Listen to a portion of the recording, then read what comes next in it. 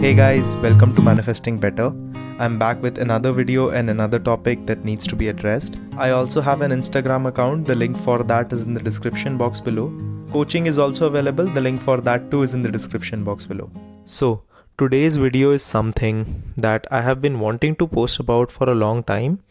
And today's video is something that a lot of people come up to me with. And I have been wanting to get into the topic of wealth for a pretty long time. But I think that this is going to be a good start, and I think that with these habits, we can actually inculcate a lot of wealthy habits in our life.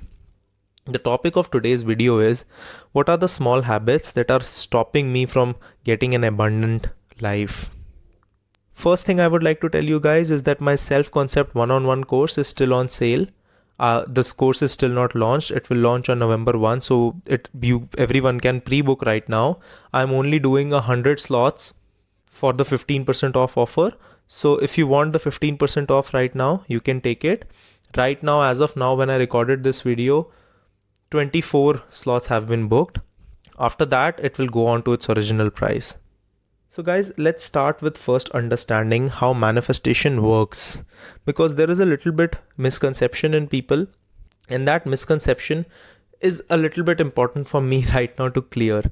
And this is not going to be the major topic of the video. I will actually just explain this right now a little bit, and then we'll make a separate video on this.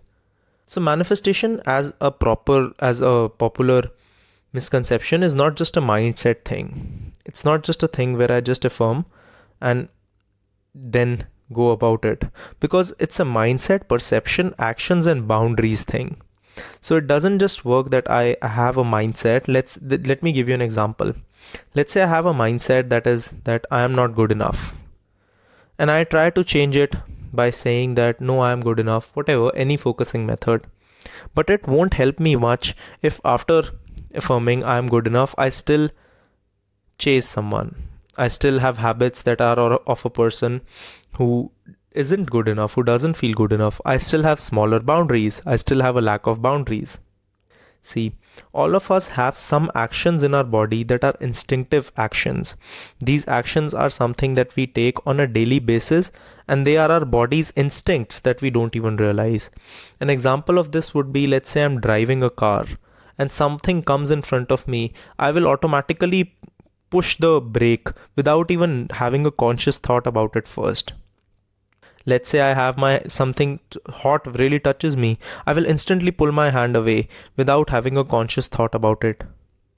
So we all have instinctive actions, and we also take instinctive actions, a lot of them, that signify a lack in our life, that signify a scarce mindset.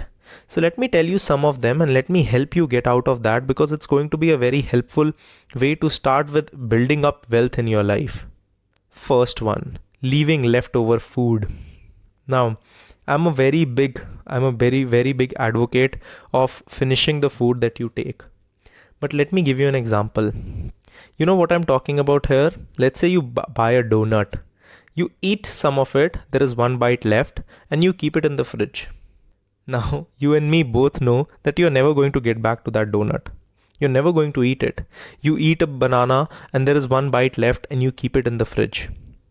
That actually signifies scarcity, because if you have to eat it and you know that you will eat it a few days later, definitely keep it. But what eventually happens is that we keep it for a short amount of time and eventually throw it away. So guys, with that, either finish the food that you are taking, or donate it, or dispose it off, because eventually that implies scarcity. Why do you feel the need to save something that you know is not going to come to use? Because throwing something away will bring up a lot of fears. Not saying throw away food, just telling you that don't save something that you know is of no value to you. Another example would be torn clothes. I know that there is this t-shirt in my cupboard that I am not going to wear because it's torn. I'm still keeping it with me for some reason. I'm still carrying it around with me for some reason. Again, a scarce mindset. Second one. Now, this is going to be very silly to some of you, but if you actually understand it, it's going to be very helpful.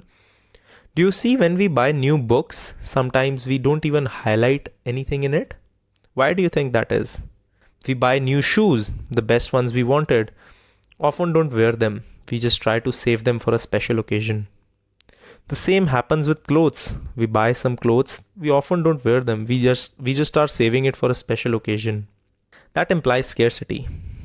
It's because we have put so much value in that product, because we think that if we use it, it will lose its value because we have invested so much in it.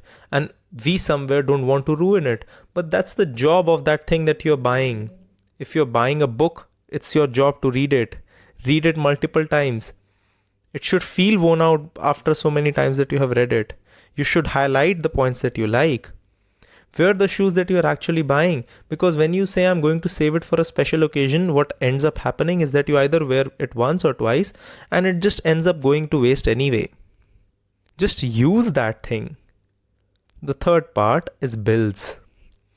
Now, I know a lot of times we don't have the finances to pay bills, and we sometimes can get into unfortunate situations that doesn't allow us to pay the bills on time. I'm not talking about that. That's a separate topic. I'm talking about when we have the funds to pay the bills, but we still don't. I'm talking about when we have the money to pay the bills, but we still don't.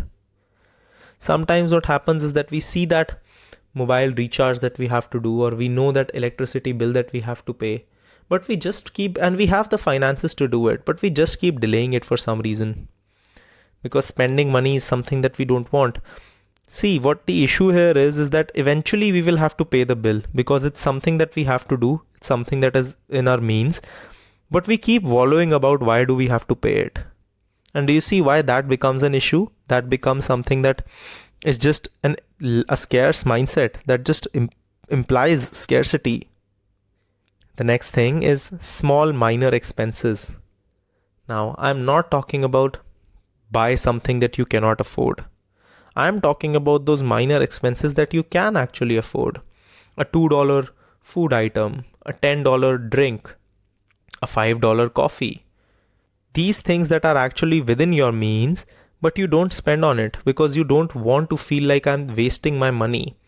And that's why you punish yourself with not enjoying the money that you do have. The thing is, guys, I'm not saying that waste your money, go spend it on things that you don't need. I'm just saying that these minor expenses that are well below your means, use that to buy something good for yourself.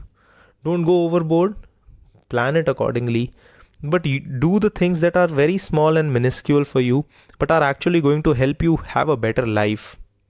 The last one is spending on things you don't need. Let me explain what I mean by here is, let's say I don't have money to buy something, or let's say I do get some money and then I buy this dress. Just an example for a female, that she buys a dress to impress someone or impress her friends, or males do this, like guys do this usually. They buy houses to impress their colleagues, or we buy a car that we know that we cannot afford just because society demands us to. Or just because we think that if we buy this car, the people will like us more, or we will be more relatable to people. The thing is, guys, that a major difference between the rich and the poor is that the rich value money a lot.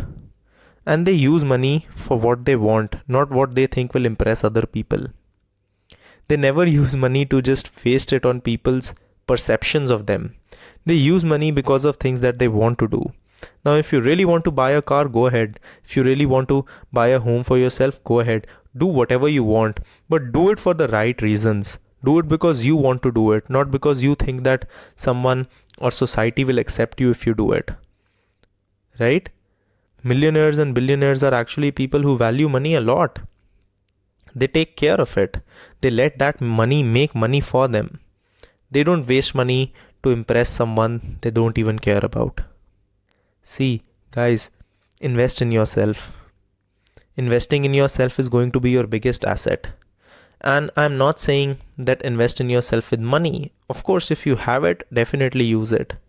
But you always need to invest in yourself in some way, shape, or form. We all have something that we can give to ourselves. We all have either, so let's say you either have your time, you can either provide time to yourself. You have your efforts, you have your discipline and hard work. Not saying hard work as a hard work, like just effort towards yourself, commitment towards yourself. And in situations, many of us also have money to invest in ourselves. But do whatever you can do to invest anything in yourself as you can.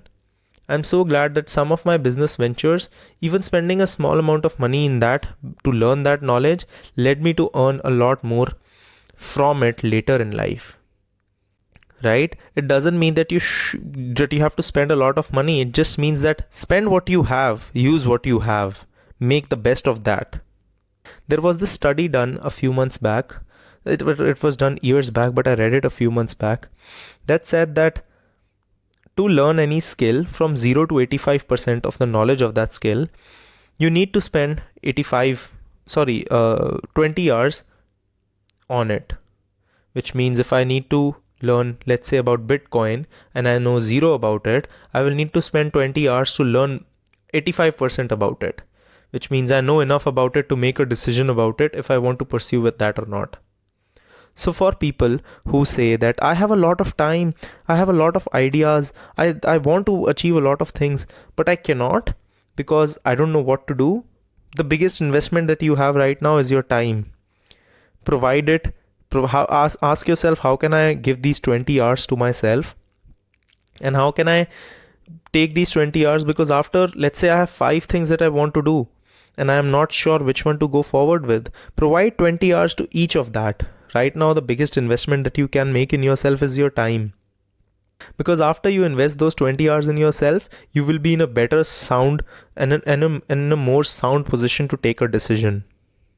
I really intend that you guys take this knowledge and actually use it. Understand what your instinctive actions are telling you. Understand what the actions that you are taking that are implying lack. And I'm really intending that you guys will get everything that you want. I will see you guys soon. Click the like button if you liked the video. Subscribe and turn the notifications on for more such content. Comment down your video suggestions and I will see you guys in the next one.